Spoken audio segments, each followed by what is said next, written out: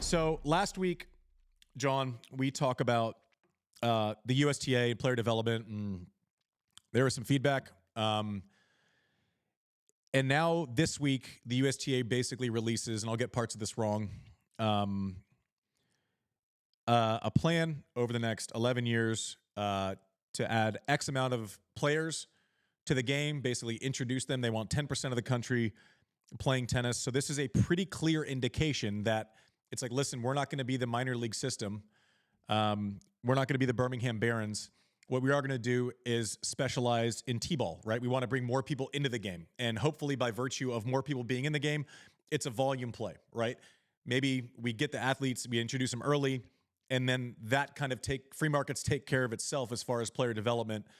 It seems like a pretty clear signal. We were wondering if that was going to be the case.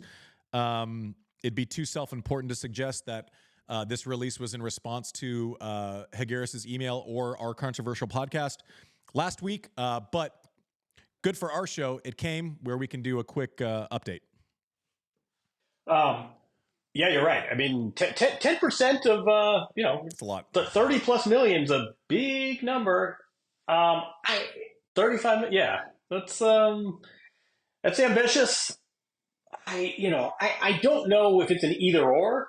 I mean, it would be nice if somebody said, listen, why are these mutually exclusive? We can continue to fund player development at the levels we had and not slash budgets by 50 or 60%, and we can grow the sport. Resources are finite, but again, the U.S. Open, which is the source of most of the revenues here, is a pretty big, thriving event with new reservoirs of revenue every year.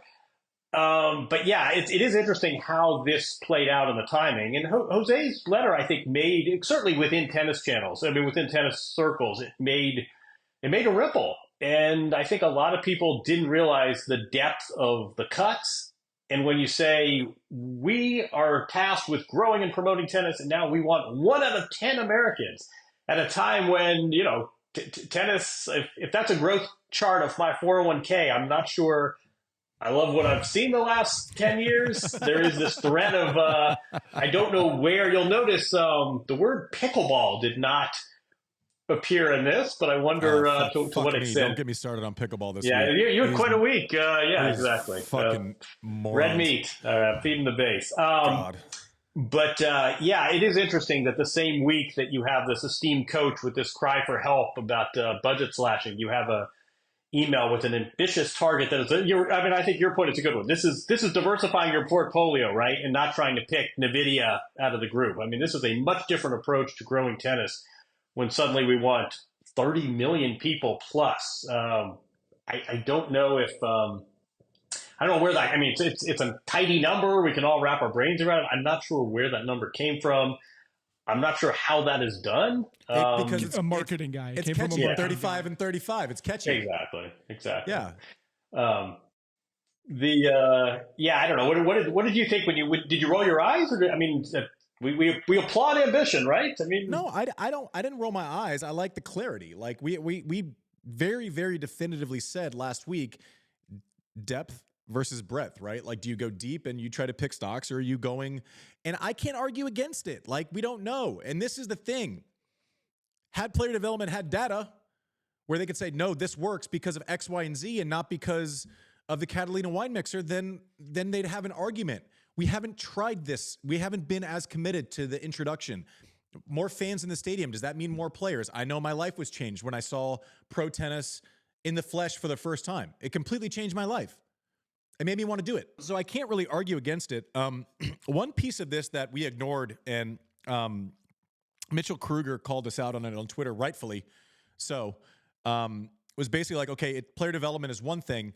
The rumors are that there's going to be pretty significant cuts to pro circuit events, challengers, futures, et cetera. And that's under kind of a different umbrella also, which we largely ignored last week, or completely ignored last week. I actually called Mitchell yesterday, and I said, listen, pointing out problems are simple. On the pod, I go, text me anytime we get something wrong, always and forever. I want to have an opinion, but I want it to be based in logic, right? And his point was simply like, okay, the player development piece is one where you can go extremely wide. But if we don't have the infrastructure for progress in place, that's going to affect champions, right? If it's more expensive where you have to go to, like Italy is the example that jumps off the page for everyone. In 2020, they really committed. So there's a future, a challenger every, like, I'll get that wrong, 35 weeks a year in Italy right now. And it manifests in top 100 players. So should we have talked about that more? And is that the concern? Yeah, keep in mind, too, this is an organization that right now is spearheading an effort to have 14 events, 4 of them in the U.S. So you think they're slashing this sort of subcutaneous level now. Imagine if this Premier Tour goes through. Italy's a great point because not only, I mean, think about that. When you have this investment like Italy does, right? Not only do you give young players more chances to earn points with boost your rankings, with sort of kickstarts your career, you also are cutting down on travel costs. You're cutting down. It's easier to play tennis, right? It's easier to play professionally. The coaches don't have to travel as far. There are a lot of virtues to that. And Italy does not have a major. So I do think like top level, what is the goal here? And is it to find the next Andy Roddick and Serena Williams and Coco? Is it to have X players in the top 100? I would argue that's been pretty successful, certainly empirically, but I'm not sure that translates to growth. I don't know. Does ESPN, wouldn't they rather have Serena Williams than 5 guys in the top 20, but who aren't going to be around from the quarterfinals on? But yeah, I mean, the cuts to the lower level tournaments, which is how you get going. This, you know, and you have, this is not dissimilar to the music industry. I mean, this is a common business riddle. But that was kind of the, like, I, you know, both sides him to death for about a half hour. And he was great. He was totally patient, like came in, he's a rational thinking human, kind of has eyes wide open. But his take was basically like, okay, he thinks the Cocos, and I don't think I'm misrepresenting what he's saying. The Cocos are going to be the Cocos, right? Regardless of what's in place. He goes, you know, but what's at risk is this volume where all of a sudden we have Tommy Paul, Francis, Taylor, Opelka Court. Like, if they don't all come up together and push each other, did we sneak a couple of those guys? And Tommy Paul's, you know, kind of on the precipice, but 3 of those guys are in the top 10. Right. And maybe without any of them being the guy that anyone pointed at 16 years old and said, this is going to be the person. Right. We haven't, you know, Coco's probably the most recent of those candidates. His kind of take was those are going to be, you know, Cocos are going to be Cocos regardless, but we have to keep feeding the machine. And then one thing I asked was, does it matter? Do you have to play in a different place every week? Like, if we have minor league events, and I don't know, if there was some facility somewhere that was owned by the USTA that had 100 courts, facilities in place, players could train there, coaches on site, why couldn't you hold 25 events there a year? Why couldn't you actually take away 8 courts and and it saves expenses for players? They're not traveling. They actually have training facilities if you lose first round. Like, why are we not doing 20 or 25 events at the Orlando Supercenter and not having to like bid local clubs in Michigan or, you know, Tuscaloosa or wherever else? I'm sure there's and I think the reason for that is most of that expense would fall on the USTA for operations. Now, the idea that I would have is, listen, you have this huge asset in the US Open where people fight for sponsorships, and you have blue chip sponsors, Ralph Lauren, JP Morgan Chase. I mean, these are monster companies, right? I don't know what it costs per year, but it's a thread of the budget they spend at the US Open. Tack on some minor league stuff, right? Let's have a minor league tax for each thing that's done at the US Open, right? 1%, add it on, commit it to Orlando. Let's cut down expenses across the board. Some on hard, some on clay. You're getting all your young players where you've wanted them for the entire thing. If they set up residency there, all of a sudden it's a tax-free state, right? Like, there is a creative solution to there. There is money there. Let's keep the budget the same, but let's maximize tournament exposure opportunity for upward growth. Maybe I'm wrong about this, and ideas are simple, right? And execution is harder. But listen, there's that venue. This is what you built it for. There's 100 courts.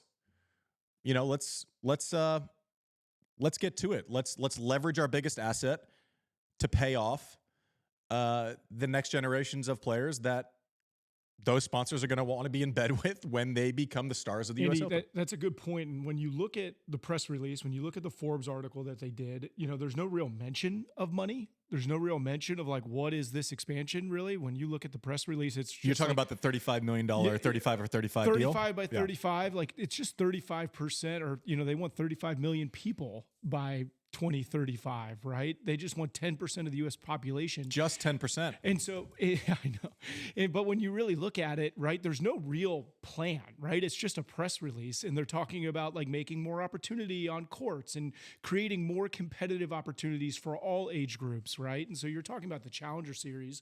We're talking about what it means for people striving to be professional tennis players. But they're talking about all tennis. They're talking about making courts more available. They're talking about making coaches more available. They're talking about from a 12-year-old up to a 65-year-old having tennis be more available to them, and especially the minority communities having tennis be more available to them.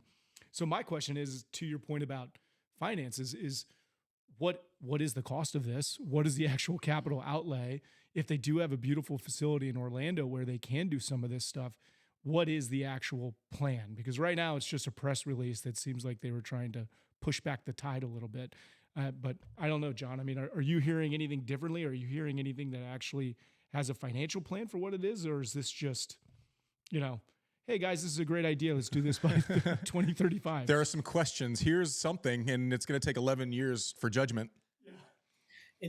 I mean, there's one of these every few years, right? And some of this, just backing up, is the governance problem with the USTA, and you have these rotating presidents in 2 years, and this conflict between, we've got this big splashy event with, luxury suites and hedge funds and gin categories and tequila categories, and then how does that translate to my program in Topeka when I'm trying to find a new squeegee for my court? There's one of these every few years, and it's the tennis welcome centers one year, and it's sort of fast start tennis the next year. And you're right, it makes for a press release. I'm not sure sort of where the details are and how you go at a time when, tennis courts take up a lot of real estate that can be developed for a lot more profitable enterprises. Pickleball is siphoning a lot of players for better or worse. I'd like to know a little more detail. Again, ambition's good. The more people playing tennis, the better. And I think maybe there is some thought that, listen, if somehow, some way we could get 30 million plus, we don't have to worry about, we don't have to worry about player development, because if 1 out of a million ends up as LeBron James, we've got 30 good players. But I'd like a few more details before we start holding parades. Yeah, there is, and listen, I'm all for it. If this is reality and there is a plan behind it, and they don't have to announce how, they're planning to make the sausage here. It's a press release. You're only going to keep a captive audience. The Lord knows if we haven't learned in the last however long that people pretty much only deal in headlines. We never will. So if this is doable, I think it's a great initiative. I mean, you're basically going volume. You said diversify your portfolio. The misses will be less consequential. So I like it. I think it's great. I think it's a simple data set to where these are the metrics we want. 10%. I actually like the clarity that player development has never provided. Right, player development after the fact says, well, actually, the last 5 years we've been shooting for players in the top 100. You never said that before, really. I mean, it's always like we're moving the goalposts and we're firing off fireworks on a goal that no one knew was in play. There is a bit of a culture in tennis to treat press releases like victories.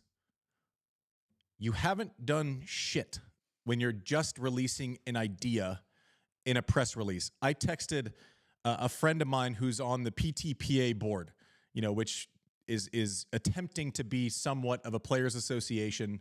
They can't call it a union, but it's a union.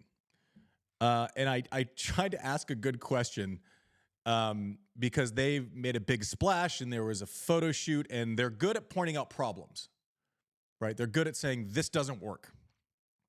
I am less impressed with that than I am. This is what the measurables are, and this is how we're going to affect progress and change. I asked the question, what do you think has been the PTPA's biggest accomplishment so far? What'd you get? I'm interested to hear this. Literally, I don't think there's been one. I don't we haven't, I don't know. That's a good question, is basically the answer that I got. I left it pretty vague. It could have been anything. We could have gone to the old buzzwords, awareness, and, all of those things that basically mean you haven't really done anything. But there is a kind of a culture of people digesting press releases as victories. I like the idea by the USTA. I hope they can execute. If I can do anything to ever help this idea, I would love to. I think it's great. I agree with the volume play. I don't hate it as much as my friends in player development. I think it's worth a shot. But to John's point, I do also think there's a world where we can chew gum and talk, right? I mean, I don't know. Easier said than done, I guess.